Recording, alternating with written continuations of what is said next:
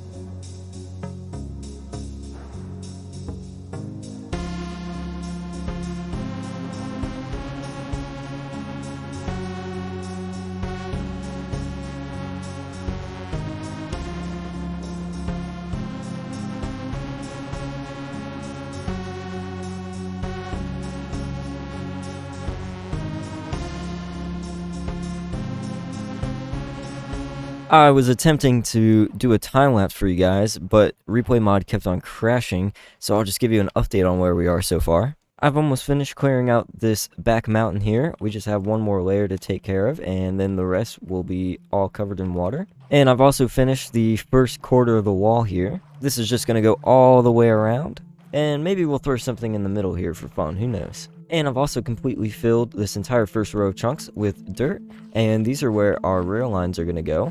I definitely don't have nearly enough rails to put all of these in just yet, but we can get a pretty good idea of how this is going to go so far.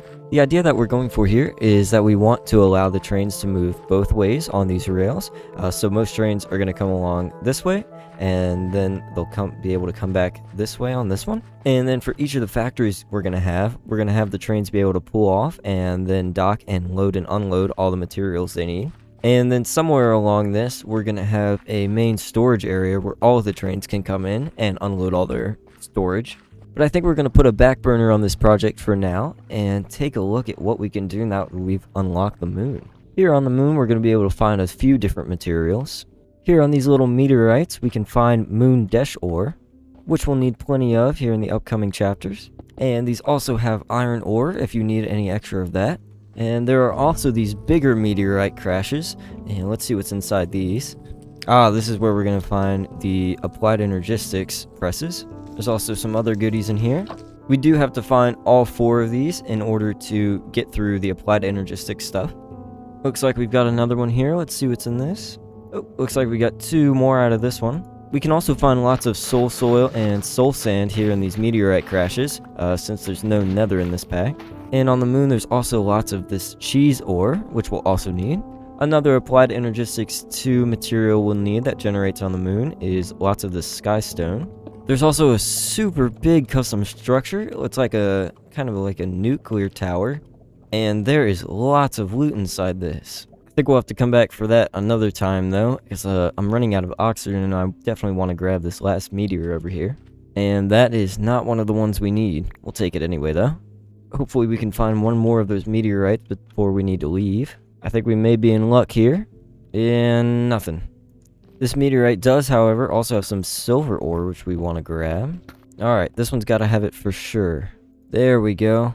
And I actually didn't realize, but I had 2 of the same one, so we are still missing one of these. I think I've got time to look for one more meteorite, though. I'll start heading back in that direction while I'm at it. There are lots of really cool custom structures built on the moon here. Highly recommend checking them out if you're playing this map. We're cutting it short on oxygen, but here's our last meteor chance. Nope, another one of the ones we have. Oh well, we'll come back later and see if we can't get that one. Now, hopefully we can make it back to the portal in time. I think we're gonna make it here. I've just gone ahead and refilled my spacesuit with oxygen, and we're just going to jump right back into the moon and see if we can't find that last inscriber crest we're looking for. I think I may have just found it in a random structure here, which is definitely very handy.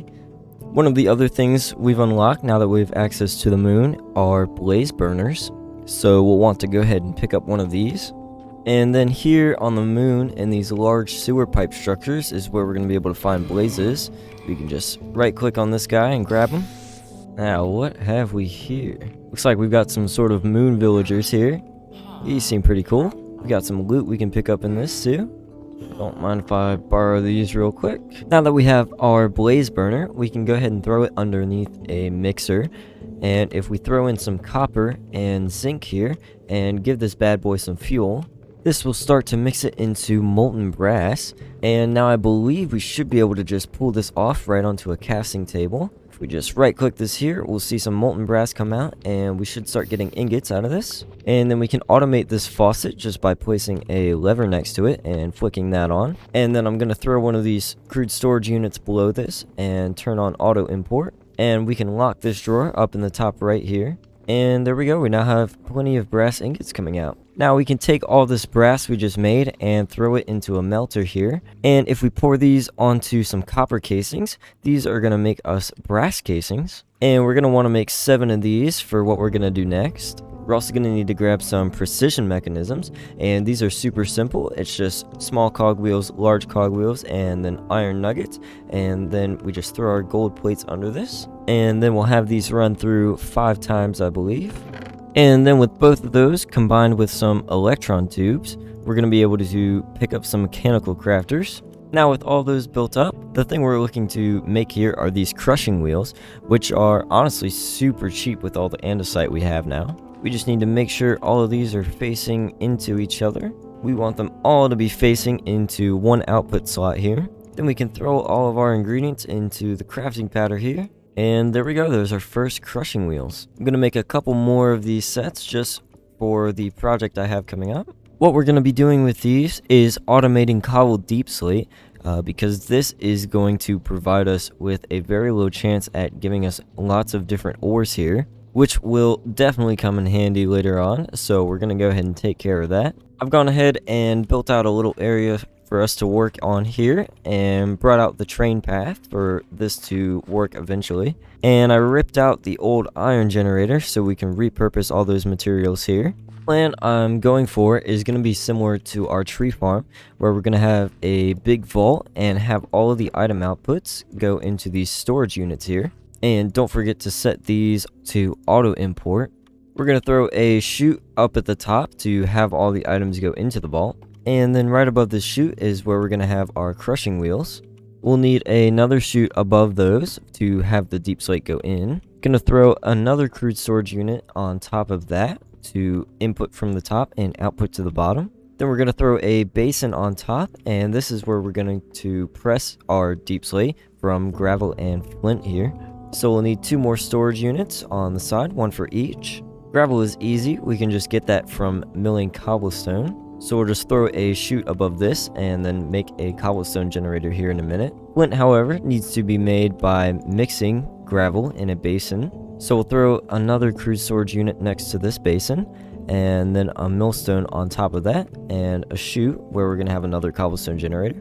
Here we are, and now with both of those set up, all we should have to do is get power to the rest of this, which is going to be made a lot easier now that we have access to brass, because we can make one of these rotation speed controllers. What this will allow us to do is manually change the speed of our entire contraption, just based off of this large cogwheel here.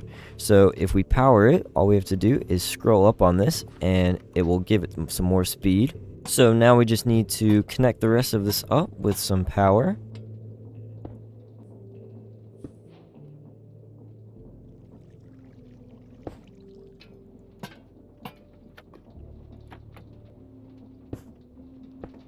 Of course, with this all powered up, if we increase the speed, it's going to overstress it. So we may end up having to give this its own power source. Of course, we'll also need to go back and set all of these storage units now that we have the items coming in. I've added a couple more millstones here in order to make flint faster. but it seems like it's still not able to keep up with it. So if any of you guys have any tips, leave them in the comments section below, and I'll see about fixing this. But other than that, this is pretty much done. Of course, we can't leave this barren like this. We definitely have to put a building around it real quick. I'm just going to hop in a time lapse to finish up today's episode with a building. So I hope you enjoyed, and I will see you next time.